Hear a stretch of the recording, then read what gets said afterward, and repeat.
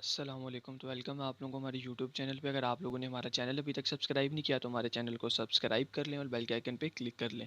तो चलते हैं अपनी वीडियो की तरफ। तो जी आज हम लोग अपने लेक्चर में डिस्कस करेंगे कि हम लोग अपने अमेज़ॉन का जो हमारा बिज़नेस है उसके लिए हम लोग अपनी प्रोडक्ट किस तरह से हंट कर सकते हैं, मीन्स कि अपनी प्रोडक्ट को किस तरह से फाइंड कर सकते हैं, उसके लिए क्या क्राइटेरिया है, वो सारा कुछ हम लोग अपनी वीडियो में डिस्कस करते हैं। तो चलें शुरू करते हैं।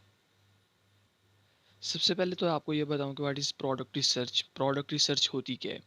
Product research is a process of analyzing current market trends to choose winning item, something that can generate high sales। कि कोई ऐसी प्रोडक्ट ढूंढना है कि जो मार्केट में इस टाइम जो ज़्यादा प्रॉफिट मार्जिन गेन कर रही हो, जो इस टाइम सबसे ज़्यादा सेल हो रही हो, ऐसी प्रोडक्ट को ढूंढना, उसके बारे में थोड़ा सा एनालाइज करना, इसे क्या कहते हैं? Product research. और हम लोग आगे देखते हैं कि प्रोडक्ट रिसर्च के अंदर क्या होता है। प्रोडक्ट रिसर्च के अंदर दो एलिमेंट्स हैं। सबसे पहले है product research, find a product idea.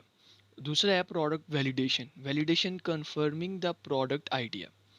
अब प्रोडक्ट रिसर्च और वैलिडेशन में क्या फ़र्क है, मैं आप लोगों को ये समझा देता हूँ। प्रोडक्ट रिसर्च होती है कि हम लोगों को जो हमारे पास वैलिडेशन, जो हमारे पास क्राइटेरिया है कि इसकी प्राइस कितनी होनी चाहिए, इसके रिव्यूज़ कितने होने चाहिए, ये सारा कुछ जो हमारे पास ये वैलिडेशन है। हमारे पास अगर कोई आइडिया आता है कि मीन्स कि हम लोग बैठे हुए हैं तो मेरे माइंड में अगर आइडिया है कि मैं ना गिलास बेचूंगा, तो अगर मैं गिलास, अब मैं देखूंगा कि अमेज़ोन का जो क्राइटेरिया है कि इसके ऊपर कितनी प्राइस होनी चाहिए, फिर मुझे प्रॉफिट होगा, मैं पीछे से कितने का बनवाऊंगा, इसके ऊपर रिव्यूज़ कितने होने चाहिए। अगर तो ये ठीक मेरी वैलिडेशन के मुताबिक, जो मेरे पास क्राइटेरिया है उसके मुताबिक अगर ठीक हुआ तो मैं इसको लॉन्च कर दूंगा। और अगर मेरे पास वो क्राइटेरिया मैच नहीं करता तो मैं ग्लास नहीं बेचूंगा, फिर मैं कोई और प्रोडक्ट आइडिया ढूंढूंगा। तो वैलिडेशन क्या होती है? हम लोग एक हीलियम 10 एक वेबसाइट है, हम लोग उसको अपना क्राइटेरिया देते हैं, वो हमें प्रोडक्ट्स निकाल के देते थे और फिर उसमें से हम लोग आगे फर्दर एनालाइज करते हैं कि प्रोडक्ट कौन सी बेहतर है। तो ये प्रोडक्ट रिसर्च होता है कि बेसिकली कि एक आइडिया पास हो, कौन सी प्रोडक्ट है उसकी वैलिडेशन कर ली जाए, या वैलिडेशन या अपना क्राइटेरिया दे के प्रोडक्ट ले ली जाए। तो ये बेसिक कॉन्सेप्ट है। आगे हम लोग देखते हैं product research finding a product idea, कि हम लोग प्रोडक्ट आइडिया किस तरह से निकालते हैं, उसी के अंदर हम लोग वैलिडेशन भी डिस्कस कर लेंगे।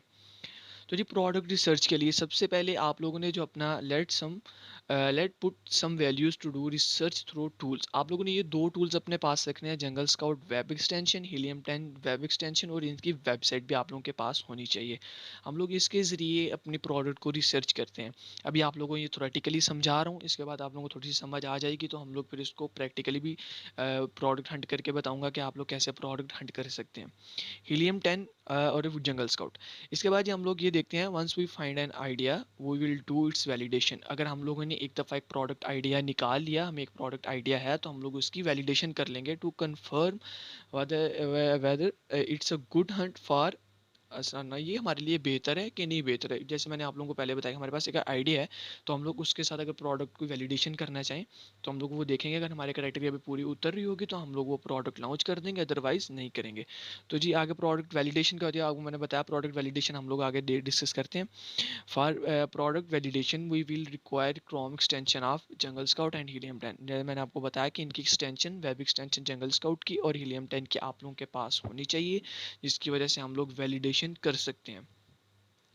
तो जी सबसे पहले जो ये हमारा क्राइटेरिया है, आप लोगों ने इस चीज़ को अपने मद्देनज़र रखना है कि हम लोगों ने जब भी प्रोडक्ट रिसर्च करनी है, ये बेशक आप लोग नोट डाउन कर लें, तो ये चीज़ें आप लोगों को पता होनी चाहिए कि अगर तो हम लोगों ने रिव्यूज़ जो होते हैं कि जब एक बंदा कोई चीज़ ख़रीदता है उसके ऊपर कोई आगे फीडबैक दे के जाता है, तो वो आप लोगों के जो यूएस में अगर आप लोग मार्केट रिसर्च कर रहे हैं, अगर आप लोग अपनी प्रोडक्ट लॉन्च करना चाह रहे हैं, तो आप लोगों ने ये देखना है कि आप लोगों ने जो प्रोडक्ट आपका आइडिया निकला है कि मैं जैसे कि गिलास बेच रहा हूँ, मीन्स कि अगर मैंने गिलास बेचना है तो उसका सबसे पहले मुझे ये पता होना चाहिए कि उसकी जो मैं यूएस में बेचना चाह रहा हूँ कि यूके में बेचना चाह रहा हूँ। अगर मैं यूएस में बेचूंगा तो उसके लिए मुझे at least three sellers in three sellers in top 10 with less then 400 reviews के, उसके 400 रिव्यूज़ लेस देन यानी कि 400 से कम होने चाहिए। ज़्यादा होंगे तो ज़्यादा कंपटीशन हो जाएगा। 400 से कम रिव्यूज़, एटलीस्ट 3 सेलर ऐसे होने चाहिए टॉप 10 में जिनके अंदर 400 रिव्यूज़ 400 से कम हो। ठीक है, यूएस के अंदर। आगे यूके और ईयू के बारे में अगर देखा जाए तो ये है कि there must be 3 sellers in top 10 with less than 200 reviews के, इसके अंदर 200 से कम रिव्यूज़ वाले जो हैं आप लोगों ने वो प्रोडक्ट उठानी है। अगर तो ग्लास के ऊपर 500-600 रिव्यू आ रहा है अगर यूएस के अंदर, तो हम लोग ये नहीं बेचेंगे क्योंकि इसके अंदर कंपटीशन बहुत ज़्यादा है। तो इसलिए हम लोग 400 से कम वाला देखेंगे, 400 से कम रिव्यू। इस तरह जैसे वाटर बॉटल आ जाती है, तो वाटर बॉटल को हम लोग अगर देखेंगे, अगर ग्लास का क्राइटेरिया यूएस के अंदर जा रहा है 600 रिव्यूज़ पे या 700 रिव्यूज़ पे, और अगर वाटर बॉटल है तो इसका हम लोग देख रहे हैं कि ये 200 पे आ रहा है, इसके 200 रिव्यूज़ हैं यूएस के अंदर, तो ये बेहतर है। लेकिन ये सिर्फ हम लोग रिव्यूज़ पे नहीं रहेंगे, हम लोगों ने आगे भी फर्दर इसका क्राइटेरिया डिस्कस करना है, तो वो मैं आप लोगों को साथ साथ बताता हूँ आगे भी। तो जी, हाई रिव्यूज़, मोर कंपटीशन, मोर एडवर्टाइजमेंट मार्केटिंग, हाई रिव्यूज़, यानी कि आप लोग अगर रिव्यूज़ ज़्यादा होंगे तो फिर आप लोगों का कंपटीशन बहुत ज़्यादा हो जाएगा। तो ये आप लोगों ने अपनी चीज़ मद्देनज़र रखनी है। इसके बाद में हम लोग देखते हैं सर्च वॉल्यूम। अगर जैसा कि हम लोग एक प्रोडक्ट सेल करना चाह रहे हैं, तो उसकी ज़ाहिर सी बात है हम लोगों ने ये देखना है कि इसको कितनी बार लोग मंथली सर्च कर रहे हैं। इसका मंथली जो सर्च वॉल्यूम है वो कितना है, इसको लोग मंथली कितनी बार सर्च कर रहे हैं सर्च बार पे जाके। तो इसका जो यूएस में अगर मैं ग्लास अगर बेचना चाहूँ, तो मैं ये देखूंगा कि यूएस के अंदर लोग ग्लास को मंथली कितनी दफ़ा सर्च कर रहे हैं। अगर तो एग्जैक्ट अबाव इसे 10,000 दफ़ा मिनिमम, 10,000 दफ़ा अगर सर्च किया जा रहा है मंथली इसको, तो इट्स अ गुड प्रोडक्ट। अगर 10,000 से कम है, 9,000 है, फिर भी ठीक है, लेकिन अगर 7 या 6,000 है तो फिर ये प्रोडक्ट ठीक नहीं है। तो अगर हम लोग यूके की बात करें तो इधर 5,000 लोग इसको मंथली सर्च करते हो। अगर 5,000 से कम होंगे तो ये प्रोडक्ट अच्छी नहीं है। तो इसलिए हम लोगों ने ये देखना है कि ज़्यादा से ज़्यादा लोग इस प्रोडक्ट को सर्च करते हो मंथली। रिव्यूज़ भी आप लोगों को बताए, साथ में सर्च वॉल्यूम भी बताया कि सर्च वॉल्यूम मिनिमम कितना होना चाहिए। मोर सर्च वॉल्यूम होगा तो ज़ाहिर सी बात है मोर बायर्स आएंगे, मोर बायर्स होंगे तो मोर सेल्स आएगी, हमारे पास ज़्यादा से ज़्यादा सेल्स आएगी। तो ये आप लोगों ने सर्च वॉल्यूम को भी अपने माइंड में रखना है। तो इसके बाद ही हम लोग प्राइस की डिस्कशन कर लें। तो अगर यूएस के अंदर हम लोग अगर देखना चाह रहे हैं तो ग्लास अगर हम लोग बेचना चाह रहे हैं, तो ग्लास का हम लोग देखेंगे इसकी मिनिमम जो प्राइस है वो कितनी है और हाईएस्ट प्राइस कितनी है। प्रोडक्ट हम लोगों ने वो चूज़ करनी है कि जिसकी प्राइस $11 से $39 के अंदर अंदर आ रही हो, ठीक है। अगर 11 से $39 के अंदर अंदर प्राइस है तो हम लोग वो प्रोडक्ट चूज़ कर लेंगे। वो प्रोडक्ट हमारे लिए बेहतर है, क्योंकि अगर 11 डॉलर से कम होगी तो उसके ऊपर हमारा प्रॉफिट नहीं आएगा। अगर $39 से ज़्यादा होगी तो हमारी इन्वेस्टमेंट भी बहुत ज़्यादा हो जाएगी। तो इसलिए हम लोगों ने प्राइस का भी बहुत ज़्यादा ख्याल रखना है। और यूके के अंदर अगर देखा जाए तो रेंज जो है हमारी वो 7 से 24 यूरो के अंदर अंदर होनी चाहिए, ठीक है ना। तो ये हम लोगों ने हम लोगों ने हमारे माइंड में बिल्कुल हमारे क्लियर होना चाहिए कि हम लोगों ने प्राइस कितनी कितनी देखनी है।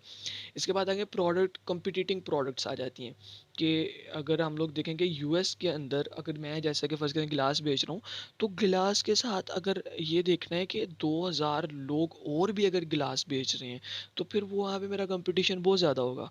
अगर 2,000 से कम है तो फिर तो ठीक है, लेकिन 2,000 से ज़्यादा हो जाएंगे तो फिर कंपटीशन बहुत ज़्यादा हो जाएगा, क्योंकि एक चीज़ को इतने ज़्यादा लोग बेच रहे हैं तो वो ऑलरेडी बहुत ज़्यादा सेल्स बनाई हुई हैं उन्होंने, ऑलरेडी उनके पास कस्टमर बहुत ज़्यादा हैं। तो फिर आप लोगों के पास बायर्स और आपकी सेल्स बहुत कम आती है। तो इसलिए आप लोगों ने देखना है कि आपकी कंपीटिटिंग प्रोडक्ट्स कितनी है। अगर आप वाटर बॉटल बेच रहे हैं तो आपने देखना है कि इसके यूएस के अंदर क्या आपके 2,000 से ज़्यादा इसके कंपीटिटिंग प्रोडक्ट्स ना हो। अगर होंगी तो फिर आप लोग वो प्रोडक्ट नहीं चूज़ करेंगे।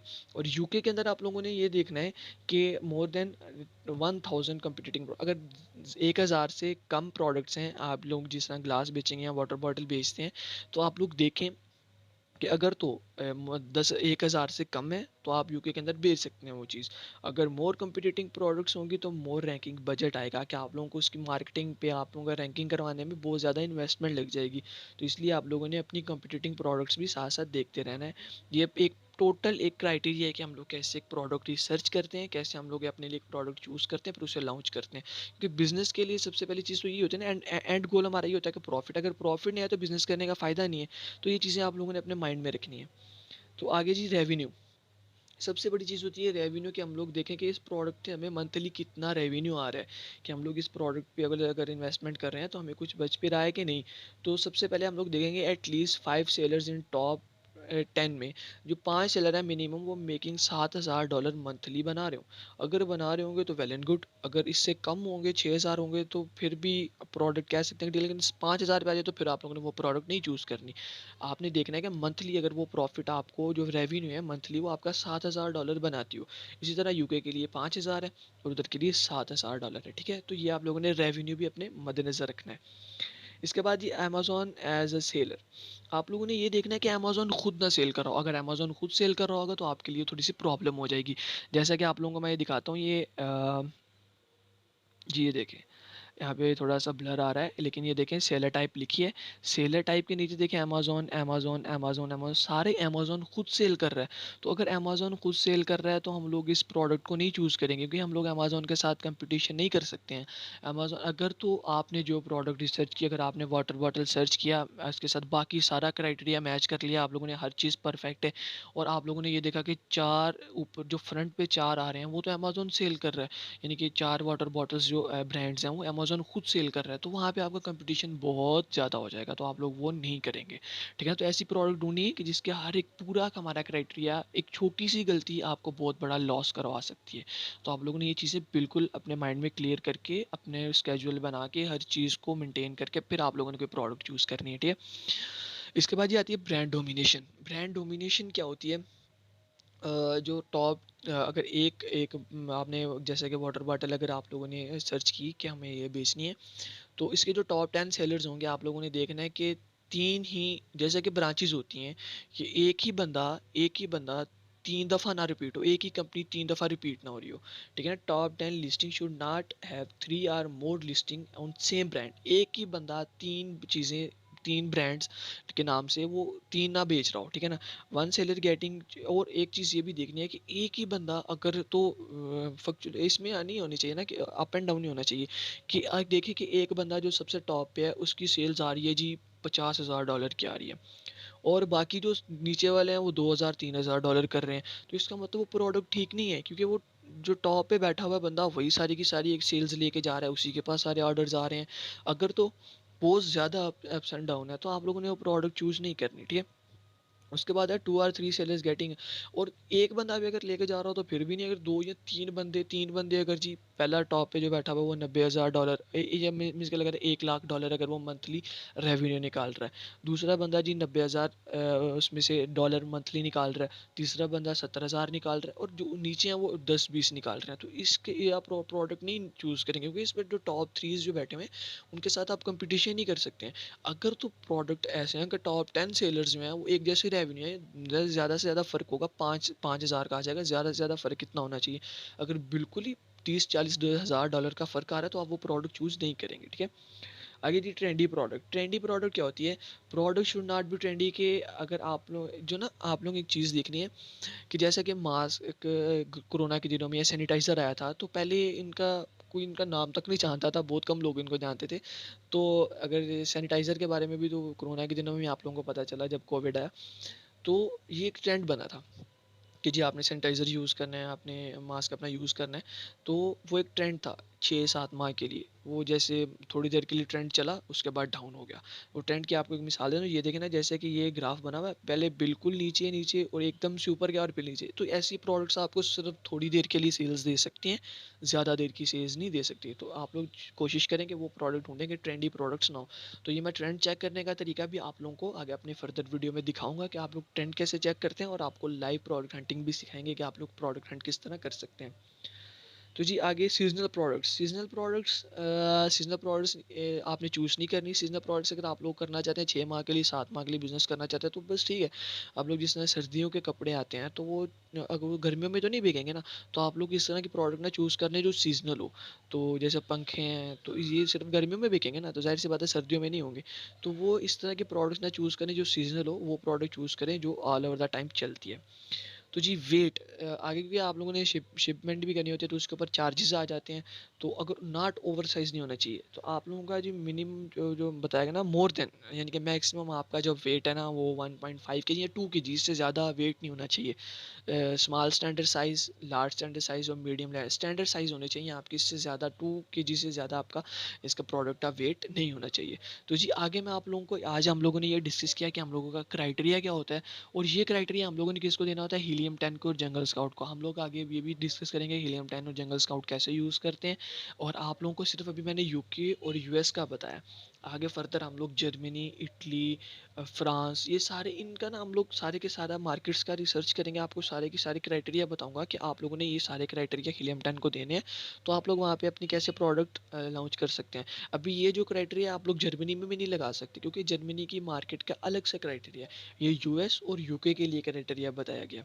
इसी तरह हम लोग आगे आप लोगों को फर्दर अलग-अलग मार्केट्स के क्राइटेरिया बताएँगे, तो आप लोग वो अगर अपना हीलियम 10 पे अगर आप लोग प्रैक्टिस करना चाहें, अपने टूल्स को ये इन्फॉर्मेशन दें, तो आपको उसके मुताबिक प्रोडक्ट आइडिया निकाल के दे देगी।